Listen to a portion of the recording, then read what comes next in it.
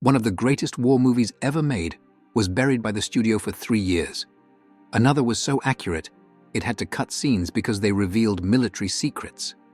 These are the most realistic World War II movies ever made by Hollywood. This is one of the most historically accurate World War II movies ever made, and barely anyone talks about it. The Great Raid tells the insane true story of a U.S. Army Rangers mission to rescue over 500 American prisoners of war from the Cabanatuan camp in the Philippines. The numbers sound like something out of an action movie. Nearly 800 Japanese soldiers killed, only 2 Americans lost, and 21 Filipino guerrillas. The movie even has to remind you in the end credits that, yeah, this actually happened. This movie isn't just historically accurate, it feels like an old-school war film. No over-the-top action, no CGI nonsense. It's the kind of war movie that, if it had been made in the 60s or 70s, would have starred guys like Robert Mitchum or Lee Marvin. This film was actually greenlit just days after 9/11. Harvey Weinstein at Miramax pushed it through, probably thinking America needed a big victory story at the time. But then, like a lot of Miramax movies, it just sat there. Finished by 2002, collecting dust on a shelf. Miramax had so many unreleased films, they actually won a Shelf Award at the Indie Spirits one year. And it wasn't until Disney and Miramax started parting ways that The Great Raid finally got released in 2005. This one might not be well known today, but back in 1955, The Dam Busters was huge, the biggest film in Britain that year. And for good reason. It tells the true story of the Royal Air Force's mission to destroy key dams in Germany's Ruhr Valley using these experimental cylindrical bombs that bounced across the water like skipping stones. The mission was insane, and the movie captures just how dangerous it really was. Because of Britain's Official Secrets Act, filmmakers weren't able to include everything about the real-life operation, and yeah, the special effects are definitely a product of their time. But despite that, The Dam Busters stays remarkably close to the facts. It nails the tension of those Lancaster aircrews flying low through enemy fire, just hoping to hit their targets. And if you're a Star Wars fan, this movie might look a little familiar, because George Lucas used it as inspiration for the Death Star trench run. Not a bad legacy. When people talk about World War II movies, they usually focus on the battles, the front lines, the big moments. But Stalag 17 is about what came after. Life as a prisoner of war. And according to Rob Citino, senior historian at the National World War II Museum, this is one of the most accurate depictions of that experience. Billy Wilder directed it, and it's all about these American prisoners of war stuck in a German camp, just trying to survive. But the heart of the movie is William Holden as J.J. Sefton. This guy is maybe the first great American anti-hero. He's not waving the flag, he's not making speeches about honor. He's just doing what he has to do to get by. He runs a little shop, trades with the Germans, sells to the other prisoners. It's all about survival.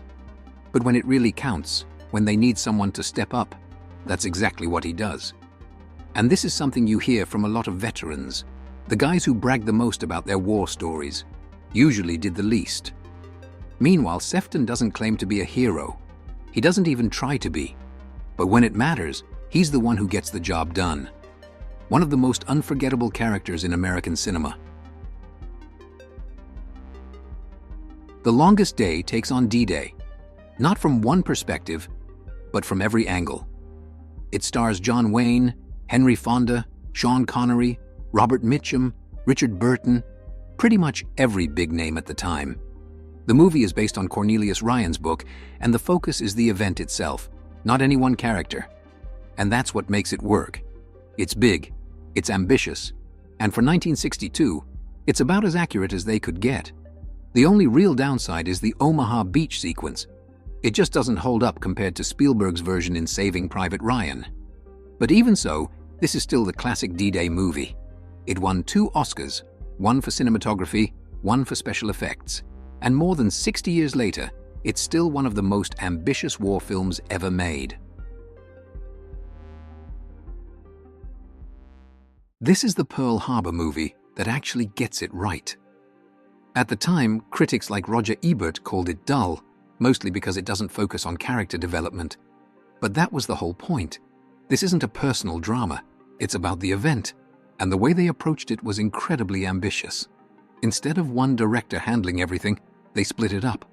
2 Japanese directors shot the Japanese side of the story, while Richard Fleischer handled the American sequences. That decision adds so much to the film's authenticity, and it's why it still holds up today. It was nominated for 5 Oscars and 1 for special effects. Watching this back-to-back with Michael Bay's Pearl Harbor is fascinating. One tells the full historical picture, the other gives you the American side. Patton came out in 1970, right in the middle of the Vietnam War, one of the most divisive wars in American history. And somehow this film managed to resonate with both sides. Pro-war, anti-war, didn't matter. Everyone agreed that George C. Scott was Patton. And a big part of why the film works is the script. Francis Ford Coppola actually wrote it years before it was made, pulling together real accounts of Patton to create a full, complex portrait of the man. That famous opening scene, the one with Patton standing in front of a giant American flag, delivering that brutal, no-nonsense speech, Coppola didn't invent that. He took real pieces from Patton's actual speeches and wove them together into something that just felt right. And it worked. Patton swept the Oscars: Best Picture, Best Director, Best Actor, Best Screenplay. One of the all-time great war films. Right away, this movie lets you know what you're in for. The opening text hits you with a brutal fact. 40,000 men served on German U-boats. 30,000 never came home. And then we cut to a drunken party, German sailors celebrating in a French tavern. But there's this tension hanging over it because you know, these guys are basically dead men walking. This film absolutely nails what it was like to serve on a U-boat. Every depth charge attack, every sonar ping, every moment spent sitting silently in the dark, hoping the enemy doesn't find you. And the attention to historical detail is amazing here. Everything from the way the crew interacts to the way the submarine moves, it all feels completely authentic. Downfall isn't about soldiers in battle. It's about the war's final days. It takes you inside Hitler's bunker right as everything is falling apart. You see the paranoia, the delusion, the absolute collapse of the Nazi regime in real time. The film is based in part on the memoirs of Hitler's secretary, who was there in those final days, and Bruno Ganz. His performance as Hitler is chilling. He doesn't play him like some over-the-top cartoon villain. He plays him as a man, delusional, unhinged, terrifying, but still human. And that's what makes the film so unsettling. It forces you to sit with the reality of who he was and how the people around him followed him to the bitter end. It's a film that sparked a lot of controversy, yet was still nominated for an Oscar. Some people felt it went too far in making Hitler seem like an actual person instead of just a monster. But that's exactly why it works. It doesn't excuse anything. It just shows you how it all happened and lets you process it for yourself. Clint Eastwood's masterpiece is one of those war films that's hard to watch.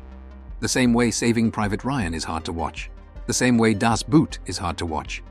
It throws you right into the horrors of combat, only this time from the Japanese perspective.